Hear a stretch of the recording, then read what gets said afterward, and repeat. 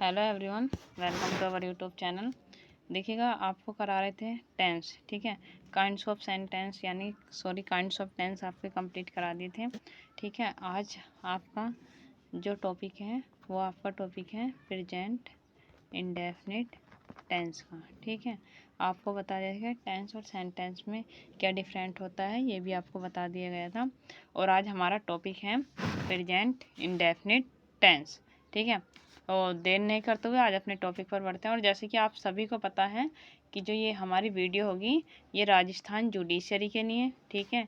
और APO Jharkhand judiciary और UP PCS जे और यूपी एपीओ आदि के लिए होगी अब, ठीक है। और जैसे कि आप सभी जानते हो कि ट्रांसलेट बहुत ज़्यादा इम्पोर्टेंट है, ठीक है। ट्रांसलेशन करने को आपको आएगा, यूपी पीसीएस जे में भी होगा और एपीओ वाले में भी आएगा। झारखंड में ऑब्जेक्टिव टाइप क्वेश्चन आते हैं आपके, ठीक है। राजस्थान में आएंगे, ठीक है। यानी कि ये जो आपको इंग्लिश का टॉपिक कराया जा रहा है बहुत ज़्यादा इंपॉर्टेंट है। आप प्लीज़ इसको अपने नोट्स में, या तो आप नोट्स बनाते चलिएगा, उसको नोट डाउन करिएगा कि कहाँ कौन सा टॉपिक हो रहा है, ठीक है। और अब देर नहीं करते हुए स्टार्ट करते हैं अपना टॉपिक। हमारा टॉपिक है आज का प्रेजेंट इंडेफिनिट टेंस, ठीक है। तो प्रेजेंट इंडेफिनिट टेंस क्या है क्या नहीं, उसके बारे में आज हम जानेंगे, ठीक है। वैसे तो नॉर्मल है कि जो प्रेजेंट इंडेफिनिट टेंस है कि इसमें कैसे हमें करना है, आप सबने अब तक पढ़ा होगा। लेकिन अब थोड़ा चेंज आपको करना है कि प्रेजेंट इंडेफिनिट टेंस क्या है, ठीक है। तो स्टार्ट करते हैं। तो प्रेजेंट इंडेफिनिट टेंस जो है आपका, यहाँ मैं डाल देती हूँ प्रेजेंट इंडेफिनिट टेंस, ठीक है। प्रेजेंट इंडेफिनिट टेंस कंप्लीट हो गया। अब इसके बारे में हम जानकारी देखेंगे कि क्या है ये, ठीक है। नंबर 1 पे देखते हैं कि it is called habitual action. ये बहुत ज़्यादा इम्पोर्टेंट है कि ये क्या है, हैबिचुअल एक्शन है। प्रेजेंट इंडेफिनिट टेंस हमारा क्या है, हैबिचुअल एक्शन। हैबिचुअल एक्शन पता है आप सभी को क्या होता है, हैबिचुअल एक्शन क्या होता है, ठीक है। अब आप मुझे कमेंट में ये बताएंगे सभी कि ये हैबिचुअल एक्शन क्या होता है, क्योंकि हर कोई मोबाइल, हर किसी के हाथ में, और सभी आप अपना मोबाइल यूज करते हैं। और हैबिचुअल एक्शन को इतना बड़ा ये नहीं कि आपको किसी को नहीं पता होगा, बहुत इजी वर्ड है और आपको बताना है कि हैबिचुअल एक्शन क्या होता है कमेंट में, ठीक है। सेकंड है those tense gives some ideas. मतलब इसमें कुछ आइडियाज़ आपको बताए जाएंगे कि क्या क्या होते हैं, ठीक है। तो इसमें सम आइडियाज़ में फर्स्ट पॉइंट पे हम देखते हैं तो इसका रिपीटेड एक्शन होगा। मतलब जो हमारा प्रेजेंट इंडेफिनिट टेंस है उसमें कौन सा एक्शन होगा, रिपीटेड एक्शन होगा, ठीक है। Repeated action. सेकंड नंबर पे हमारा कि इसमें कस्टम होंगे, ठीक है। कस्टम यानी कि जो आपके रीति रिवाज होते हैं, हिंदी में रीति रिवाज कैसे, जैसे कि हिंदू धर्म है, हिंदू धर्म में पूजा होती है मूर्तियों की, ठीक है। और शादी होती है वो थोड़ी अलग तरीके से होती है। और ऐसे ही मुस्लिम धर्म में क्या होता है, नमाज होती है। और हिंदू धर्म में क्या होती है, पूजा होती है, पूजा थाली से आरती करते हैं। और मुस्लिम धर्म में वैसे ही क्या करते हैं, नमाज पढ़ते हैं। जैन धर्म में अलग होता है और सब में शादी अलग होती है। तो ये क्या है, सबके अपने अपने रिलीजन्स के क्या है, कस्टम है। मतलब सबकी अपनी रीति रिवाज अलग है। आप देखोगे जनजाति जितनी भी हैं उनके अपने रीति रिवाज अलग हैं, ठीक है। नेक्स्ट देखते हैं, थर्ड नंबर पे आएगा कि इसमें यूनिवर्सल ट्रूथ होता है, ठीक है। यूनिवर्सल ट्रूथ कैसे है, जैसे हमारी पृथ्वी है, हिंदी में आपको बता रही हूँ। जो पृथ्वी है तो पृथ्वी सूर्य के चारों तरफ चक्कर लगाती है, सूर्य नहीं हिलता, ठीक है। सूर्य अपने स्थान पर स्थिर रहता है। पृथ्वी पूरब से पश्चिम सूर्य के चक्कर लगाती है। तो ये बात क्या है, ये यूनिवर्सल ट्रूथ है। इसको न मैं चेंज कर सकती हूँ ना ही आप चेंज कर सकते हो।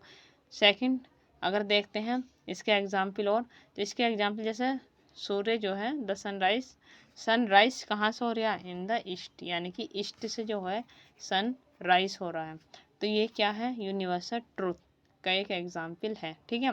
यानी कि सन कहाँ से हो रहा है, ईस्ट से उदय होता है, राइज होता है। और एक यूनिवर्सल ट्रूथ क्या बताया था, जो अर्थ है, आपकी अर्थ क्या मूव करती है, सन के अराउंड, यानी कि सन के चारों तरफ मूव करती है, ठीक है। और सेकंड अगर बहुत सारे एग्जाम्पल हैं, बहुत सारे। जैसे आप डॉग्स का ले सकते हैं कि डॉग जो होते हैं वो रात में भौंकते हैं, ठीक है, यानी कि बार्क्स करते हैं रात में डॉग। तो ये आपको याद करना है कि यूनिवर्सल ट्रूथ क्या होता है। एक होता है परमानेंट एक्टिविटी, 4th नंबर पर कौन सा होएगा, परमानेंट। इन सभी के बारे में हम अच्छे से डिटेल में बात करेंगे, ठीक है, क्योंकि आपको ट्रांसलेशन करने के लिए आएगी और बहुत ज़्यादा इंपॉर्टेंट है ये सभी बातें आपको जाननी, कि परमानेंट क्या होता है, यूनिवर्सल क्या होता है, कस्टम क्या होता है। या फिर इसको आप यूट्यूब से भी देख सकते हैं, क्योंकि वीडियो बहुत लंबा हो जाएगा अगर एक एक का मीनिंग बताएंगे, तो इसलिए अगली में या फिर नेक्स्ट जैसे सेंटेंस आपको कराऊंगी तब बताती चलूँगी, ठीक है। तो देखते हैं अब एडवर्ब ऑफ फ्रीक्वेंसी। एक इसमें ये भी देखते हैं हम कि एडवर्ब ऑफ फ्रीक्वेंसी क्या होता है, ठीक है। तो एडवर्ब ऑफ फ्रीक्वेंसी, अगर इसका हिंदी में अर्थ देखेंगे, फ्रीक्वेंसी क्या होता है, आवृत्ति, ठीक है। इसमें कुछ वर्ड है जिससे हम पहचानेंगे कि, और यही वर्ड आपको जो आपकी ट्रांसलेशन होगी उसमें आपकी बहुत ज़्यादा हेल्प करेंगे, ठीक है।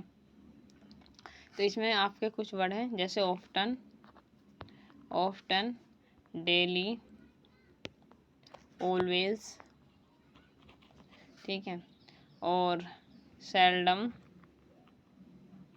नेवर, ठीक है। ये इसके बहुत ज़्यादा इम्पोर्टेंट वर्ड हैं। और एक दो और देख लेते हैं, जैसे एवरी डेली, एवरी डेली, और जनरली, ठीक है, और रियली, कहते नहीं है कि हाँ मैं रियली बोल रही हूँ, ठीक है, यानी कि कभी कभी, और समटाइम्स, समटाइम्स, यूजुअली, यूजुअली तो आपको पता होगा, मतलब जो कंटिन्यू चीज़ यूज़ करते रहते हैं हम, ठीक है। तो ये वर्ड किस में आएंगे, आपके एडवर्ब ऑफ फ्रीक्वेंसी, यानी कि इनकी आवृत्ति आपको बताई जाएगी और इनके हिंदी में मीनिंग आप देख सकते हो अगर आपको इंग्लिश में समझ में नहीं आता। और वैसे भी आपकी ट्रांसलेशन करने के लिए आएगी, तो जो आप वर्ड इंग्लिश में पढ़ रहे हो तो उसकी आपकी हिंदी भी पता होनी चाहिए, तभी आप वहाँ पर ट्रांसलेशन कर सकते हो। ये बात आप ज़रूर अच्छे से सुन लीजिएगा सभी, ठीक है, क्योंकि आप सभी को पता है कि आपकी जो है ट्रांसलेशन करने को ज़रूर आएगी राजस्थान में, और आपके ऑब्जेक्टिव टाइप भी क्वेश्चन आएंगे, ठीक है। तो नेक्स्ट देखते हैं।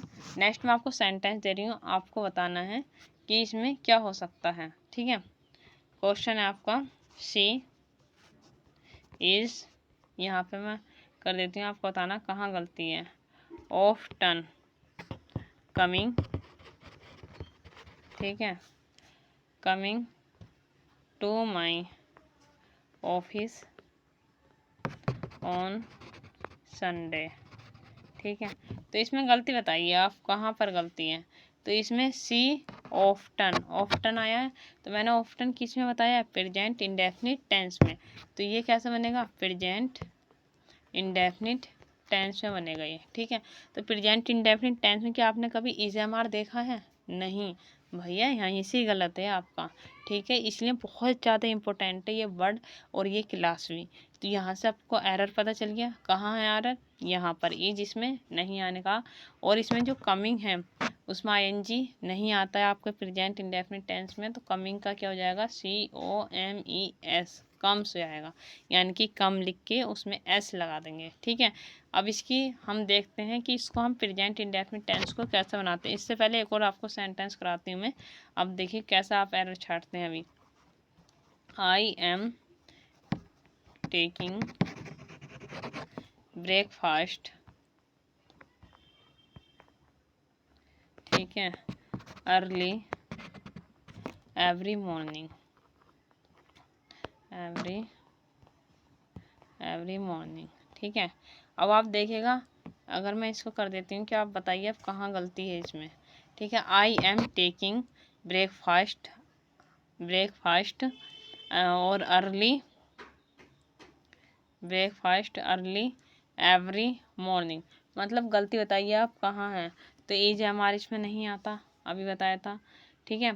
इज एम आर नहीं आने का, ING नहीं आने की है, तो आई रहेगा, एम हट जाएगा, और टेक का क्या हो जाएगा, टेकिंग का क्या हो जाएगा, TAKE, इसमें ये सही हो जाएगा, ठीक है। ब्रेकफास्ट अर्ली एवरी मॉर्निंग, ये आपका बिल्कुल ठीक हो जाएगा। दो सेंटेंस में आपको पता चला कि आपने किस सेंटेंस में एरर निकाली या नहीं निकाली। आप कमेंट करके बताएं कि आपको पहले से ही एरर पता था या सिर्फ मैंने अब आपको बताई कि यहाँ पे एरर है तब उसके बाद आपको पता चला, क्योंकि सेंटेंस मैंने पहले लिख दिया था उसके बाद भी एरर बताई है। ठीक है, तो आप अपनी देखिएगा आपकी तैयारी कहाँ पर है कहाँ पर नहीं, इन 2 सेंटेंस में।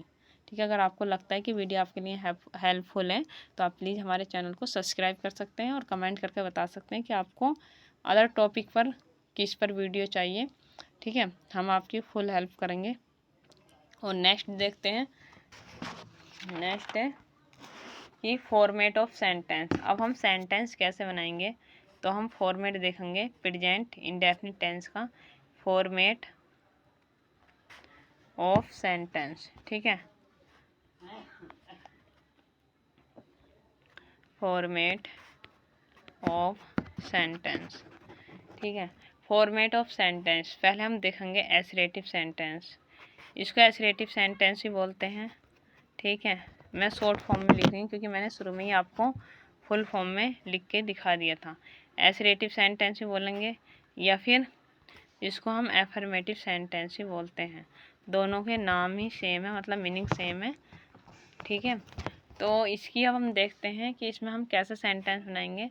तो पहले इसके लिए हम लेंगे सब्जेक्ट प्लस, सब्जेक्ट की पूरी स्पेलिंग तो सभी को पता होगा, वैसे भी आप काफ़ी हाई लेवल एग्ज़ाम की तैयारी कर रहे हो तो मैं शॉर्ट में लिख सकती हूँ। और वर्ब की फर्स्ट फॉर्म इसमें होगी।